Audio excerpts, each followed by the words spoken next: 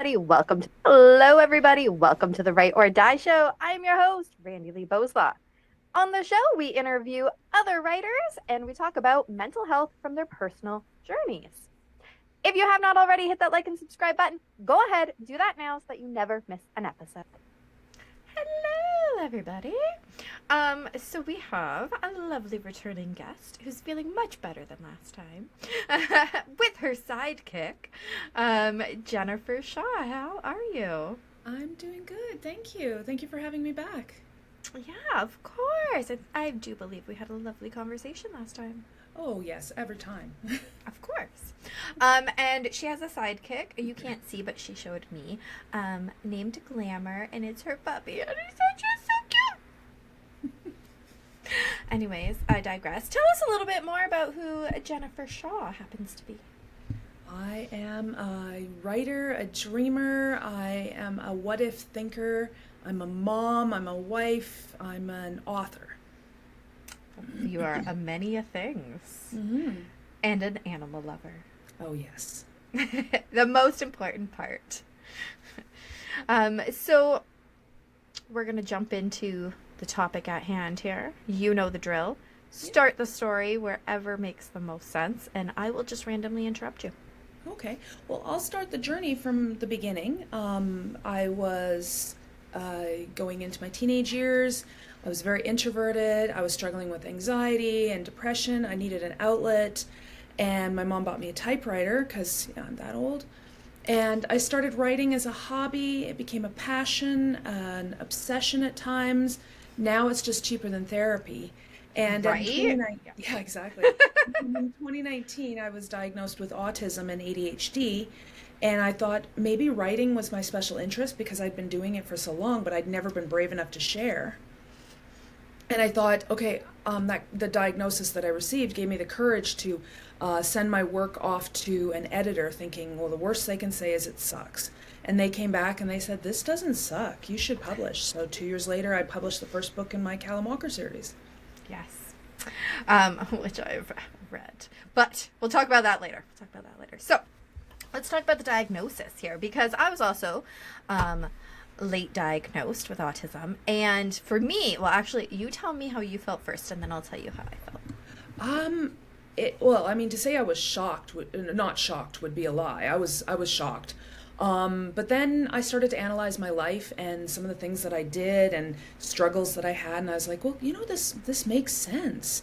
And then I found that it's very liberating. I'm not an alien dropped off on this planet by mistake. My brain just works differently. I've also tried very hard not to think of it as a disability. It's just my brain works differently, and those things that would come naturally to people who are not neurodivergent, I have to actively learn. Yes. I love it. So for me, I had a bit of a different reaction because I was not shocked. But I also had already had my kid who had been diagnosed. And I kept saying, what are you talking about? She's just like me. She's just like me. She's just like me. So when I was diagnosed, I went, oh yeah, that's why she's just like me. Okay, that makes sense. Right? So I just love finding out people's reactions when they have that diagnosis, whether it's a parent finding out or like you're a late because everyone's so different. And I love how you said it's like you're not an alien dropped off. I didn't have that feeling, but I totally went, oh, my life all makes sense. I understand now why I was the way I am. I guess was isn't the right word. I'm still here. But it explains so much. Mm-hmm. Okay, so you said struggles. What kind of struggles? So like I didn't know how to talk to people. I struggled with learning like how to fit in, how to make friends. It was a very difficult time. And I would come up with my own strategies and such, and like for example, learning how to talk to people, I would make notebooks of conversations. I'd be like, okay, so and so said this, and this was the reply, so that must be what I say when somebody says that to me. And I had notebooks of conversations, so I built my own script, so to speak. I would force myself to make eye contact, and I would count like 1,000, 2, 1,000, 3, 1,000. Okay, look away. And then 1,000, 2. So I learned how to make eye contact just by, setting limits for myself. And I don't, they're not natural. It's still struggle today. and I had stimming behaviors that I had to try to hide. So I used to rock and I still spin Oh. in my chair. And so I had to kind of make them smaller. So, like, I do this a lot, I'm literally doing that right like now. that, bring on and off or spinning. And so, Have you seen, oh, I took mine off, but have you seen those fidget spinny rings? yes. I love them. I have a couple. They all fit on the same finger because it came in a package of the same Oh, size. But I love it. I had it on, that's why I keep going like this to that finger that had it on. yeah. But they are the greatest thing. So for those who maybe are looking for something, though, they're just Google like fidget spinner ring, and they're really pretty. Like mine have these cute little designs on them. Like if you didn't know what it was, it's very innocuous. Like it's perfect little thing, especially in our adult ages where yeah, we do need to Mm. kind of bring it down a little bit according to society standards. Yeah, just so we don't stand out. Yeah, unless you want to stand out, then by all means, have Yeah. at her. But yeah, I when you're talking about the finger thing, like I'm doing that. Mine is a toe wiggling thing. I asked my Yeah. husband once. We were driving in the car down the highway, and I said to him, I go, "Do you wiggle your toes all the time?" He's like, "What are you talking about?" I go, "Like wiggle your toes, like all the time, constantly." And he's like, Yeah. "No, that's that. This is pre-diagnosis." Yeah. It's like, "No, that is not a thing." I'm like, "What are you talking about? It's not a thing." Like, I literally am moving them probably 95% of the day. Yeah. And he's like, you're fucked." He loves me. We've been together for almost 20 years, but he's like, I don't know how to, like, that's his, I don't know how to respond to you right now because I don't understand. Yeah, exactly. Well, I'm and just like, yeah, it's easy to hide things too. Like, well, not. I also count, and that's something that people can't see me doing. yeah. I add up when I go out for walks and stuff. I will add up the numbers on license plates and then add those together until I get a single digit. And or I will count if I'm really stressed. I'll count to 100 by twos or fives, and that's just something I've done. And nobody can see me doing that. So, I learned to be in my own head when people were around. Speaking of it in your own head, this is another random thing that I asked my husband one day. Again, pre-diagnosis. Does your brain just talk to you all the time? Yes.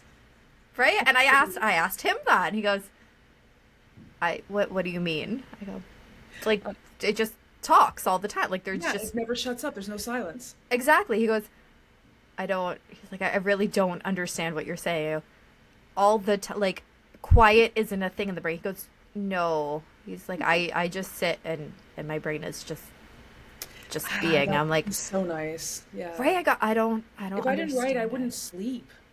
Right? I'm just like, Yeah.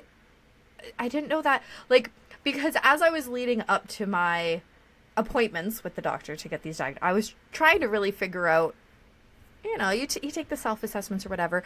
And my husband, I mean, he's got something wrong with him. But I was like, you're relatively normal in the land of neurodivergent brain thinking, for the most part. So I would ask him all these questions, and he's like, no, like, there's something wrong with you. Not in a mean way, but just like, It's- what the heck are you talking about?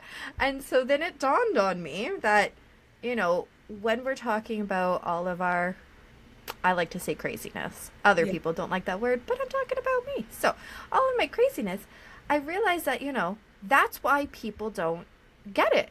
Yeah. Because they Because can't see it.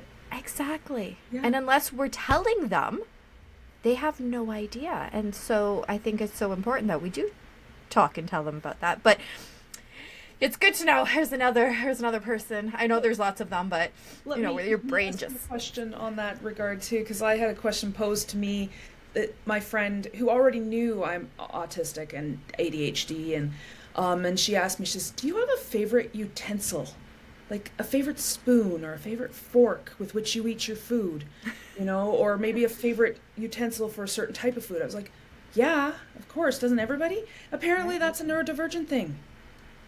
oh, I see, didn't know that. no, You should ask your husband that one. I will actually, because Yeah. yeah, like if I'm eating certain things, I need a fork or I need the Yeah. spoon, and I hate the big spoons. He's like, here's a spoon. I'm like, that's not the right one. a soup spoon that I use for the broth, and it's like rounded with a long skinny handle. It's almost like a Oh, ladle, yeah. like, but it's just not like, curved and whatever. And Yeah. that's my favorite spoon for soup. Yeah, we have these, and how does it explain to me how over time utensils just vanish? Like I don't I get think that. there's a gremlin comes in the house. I think Right? in real life it's my husband taking them to work and they never come home. That would explain it. But my husband doesn't take lunch to work, so I don't know. Yeah, I think otherwise there's a gremlin. The same Yeah, gremlin. Maybe he cohorts, or I think so. is in cahoots with the sock stealing one. I think You so. know. Actually, in high school, so I was in a creative writing class. Shocking.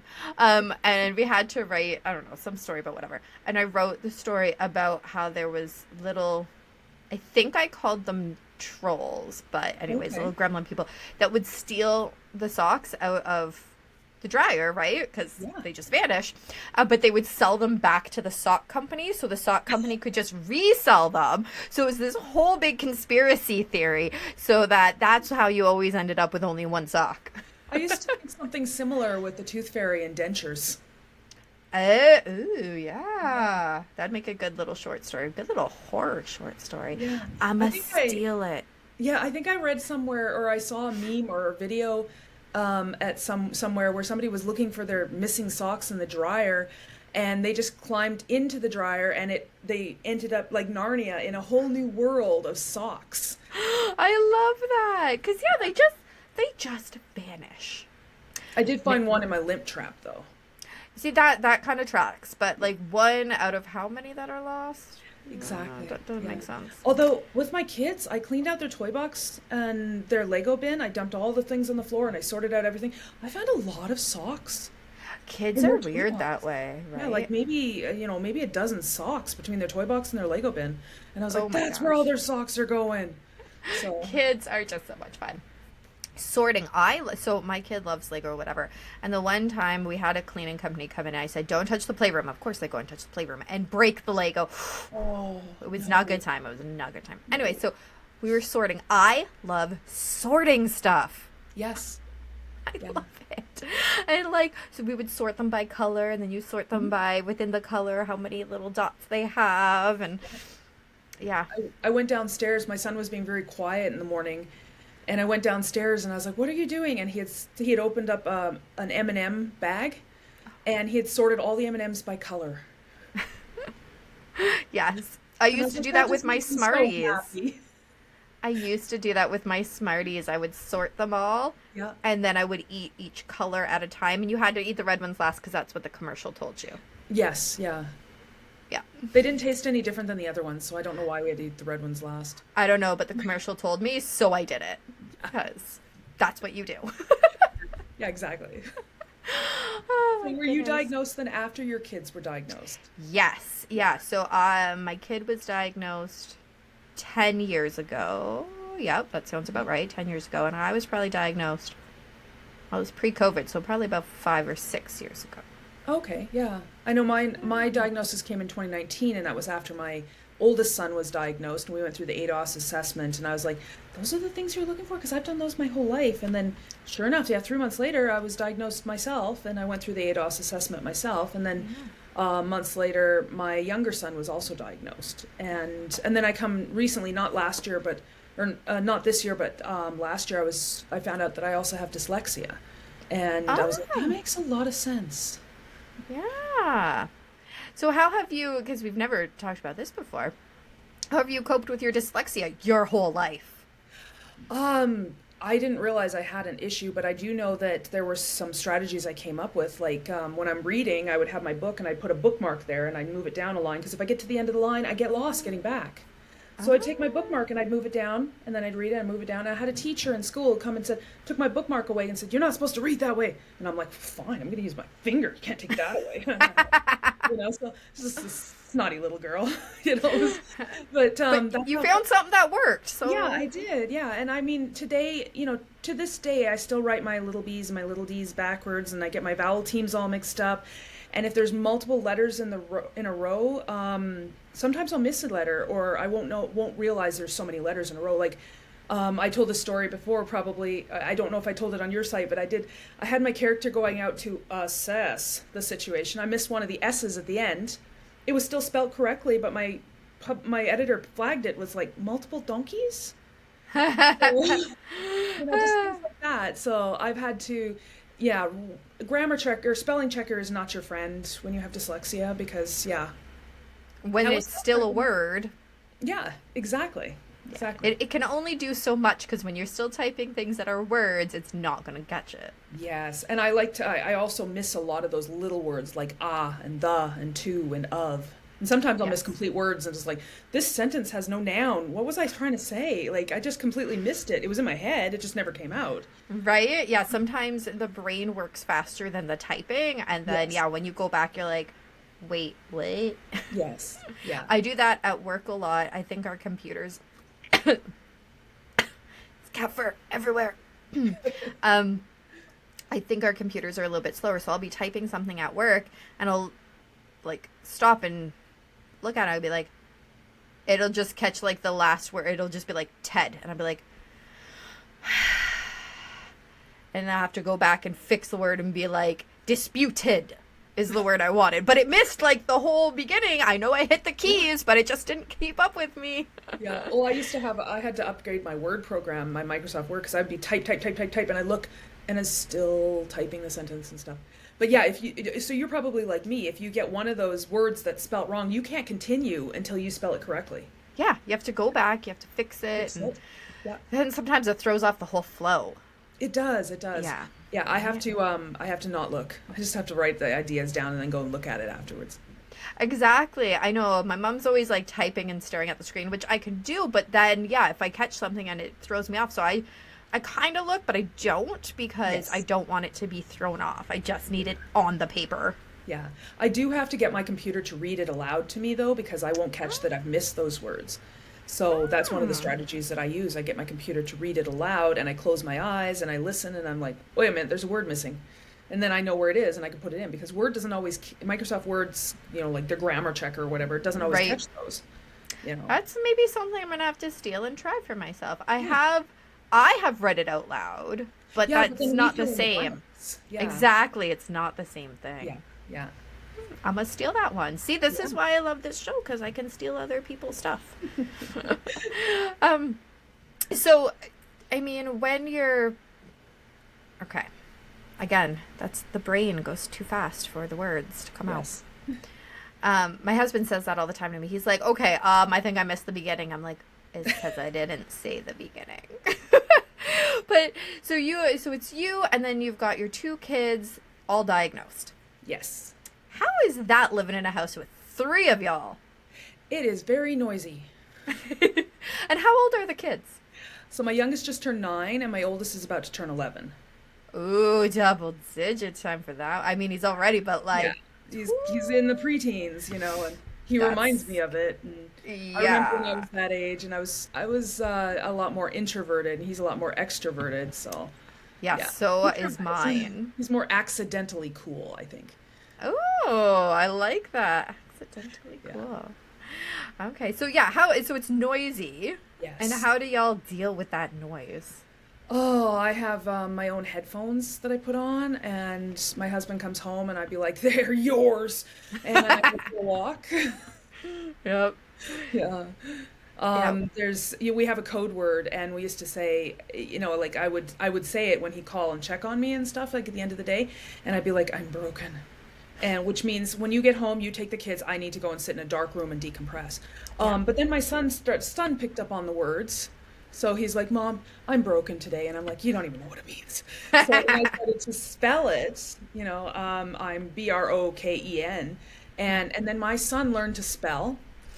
And then he's like, "Mom, I know you're saying broken." And I'm like, "Phew." So now I text it.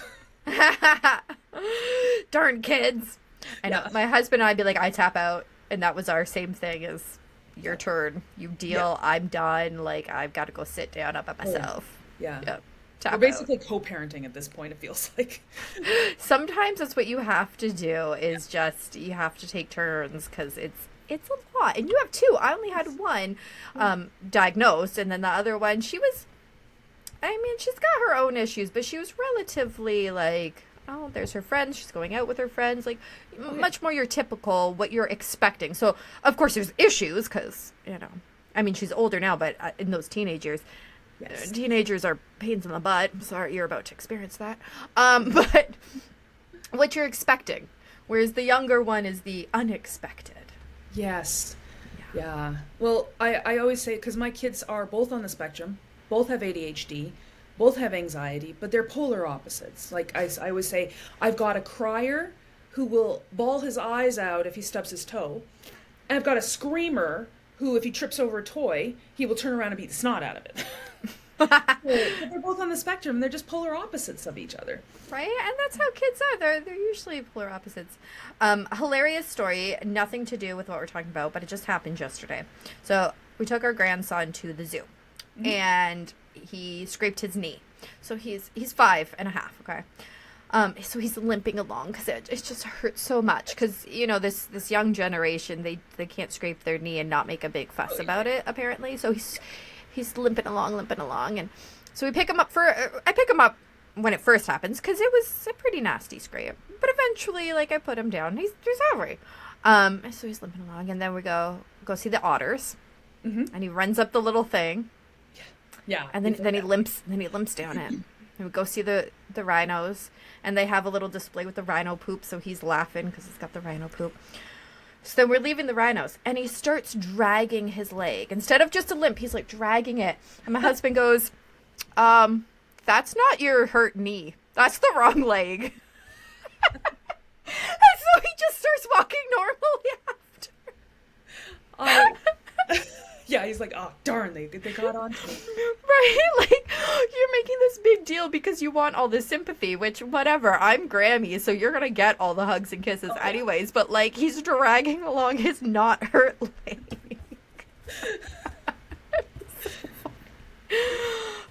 Anyways, back on track, but it's so funny. I had to share the joy of my day. Oh, I have stories I could share. I'll share one and then we'll get back on track. All right, do it.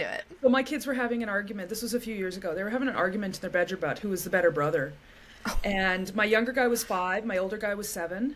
And I'm listening outside the door because I want to know how this plays out because they're going back and forth like, I can do this. Well, I can do this. Well, I can do this. My 5-year-old says, you didn't become a brother until I was born. I made us both brothers. That makes me the better brother. And I'm like, holy crap. Oh, snap. There is no argument for that. No. He's like, I think he won. I think so. Hands down. That is the best argument for that. Yeah. How can you be the best brother when you weren't even a brother until I was... I love it. I made us both brothers, and that's like, and I'm like, wow, how did he think of that? At 5, that's amazing. He is going to be a troublemaker if he's got that kind of... He's already my troublemaker, yeah. He's like so logical. Like, it was around the same time I told my older one, I said, you're growing too fast, Morgan, because Morgan's my older one. He was 7.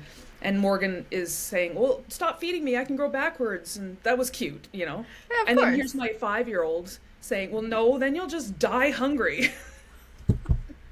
And I'm just like, there is something good. He's like an old man in a little boy's body. Right? Oh my gosh. I love the logic of that. Yeah. I know my autistic one, she still has the logic, but when she was little, I find it's more pronounced because you're not expecting this coming out of little mouths, right? Yes. Like you said. Well, yeah, exactly. So when she was little, she would say stuff, and I can't remember exactly the things because she's 18 now, so it's a long time ago. But I remember us going, yeah, well, that's Tisha logic for you. Yeah. And because it was just so, like, I literally can't argue this point with you right now. Like, you made a point, like, the little brother thing that is just... no argument. Nothing you can say to counter that. Like, right? I asked my little guy's name is Avery, and I asked him, he doesn't like peanut butter on his pancakes, and all of my family loves peanut butter on their pancakes. And I said, how can you be a son of mine and not like peanut butter on your pancakes? And he says, Mom, I was just born different. And I'm like, you have no idea. You are. He's the only left-handed kid in our entire family, both sides. Oh, wow. Right? So, again, you can't argue with that logic. Like, it's... Yeah. Like, okay. I'm not worried so much about him getting picked on in school. I'm a little more worried about him becoming a bully. Right? And not in, like, maybe... and not even necessarily in a conscious sense, by the sounds of it. Just like, that doesn't Factually. compute. Yeah, Yeah. he's like an android. Yeah, it kind of is. So Yeah. you weren't the alien, you created the alien. Yeah, yeah.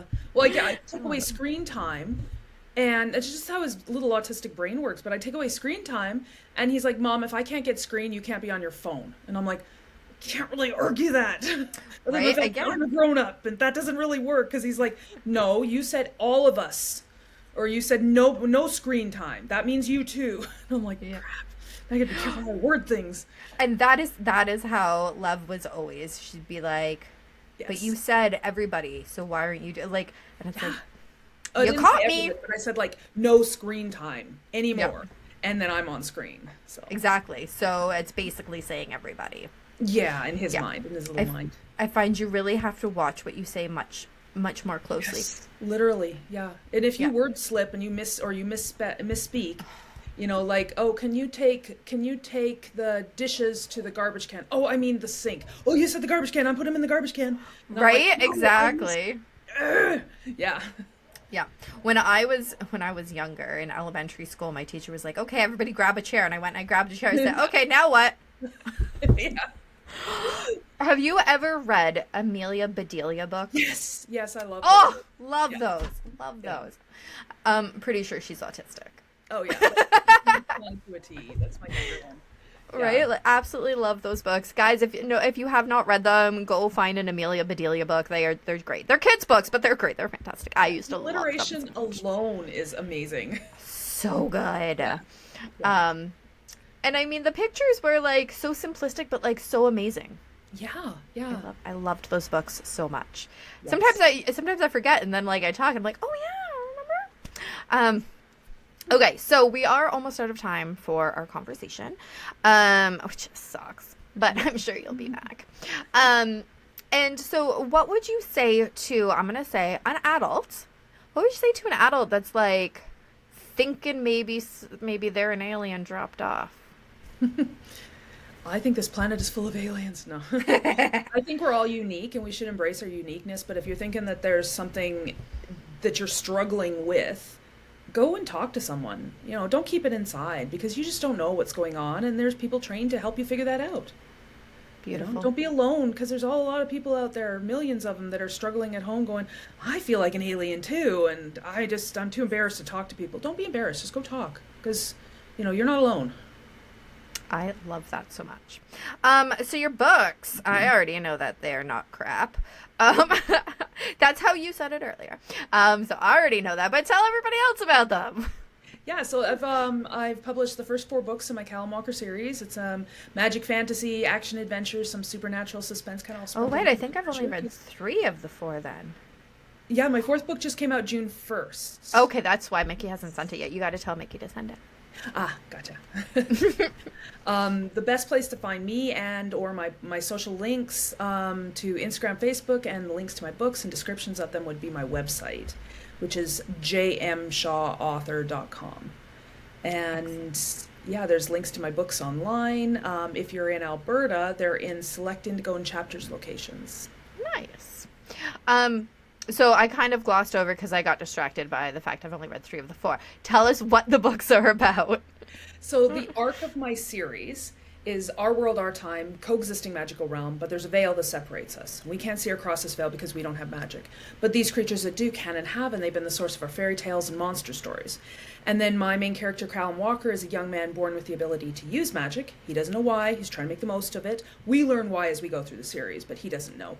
He's able to cross this veil. He becomes embroiled in what's going on in this magical realm. And as he's learning about this world and all these creatures in it, adventures ensue. And then we follow him through the series as he's trying to figure out who he is, where he belongs, because he's too magic for here, but too human for there, and then master these abilities to survive. Yeah. That's a great summary. I mean, being the author, you should have the great summary. But yeah, so I have read 3 of the 4 books. You guys can go either on my blog or on the podcast, what I'm reading.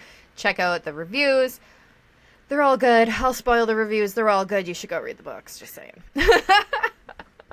But you should go read the reviews too, because that gives me like good stuff on my analytics or I don't know, something.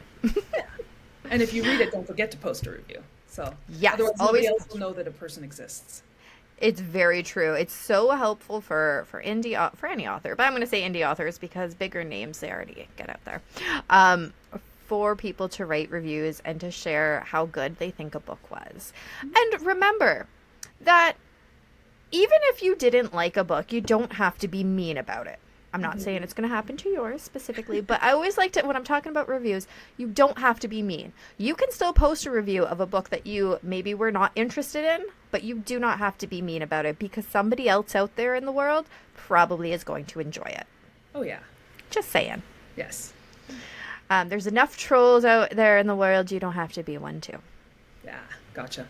Yeah. All right. So thank you so much for coming back on the show and sharing and having this awesome conversation. I had so much fun with you. Thank you. Yeah, it's always a fun every time I come on.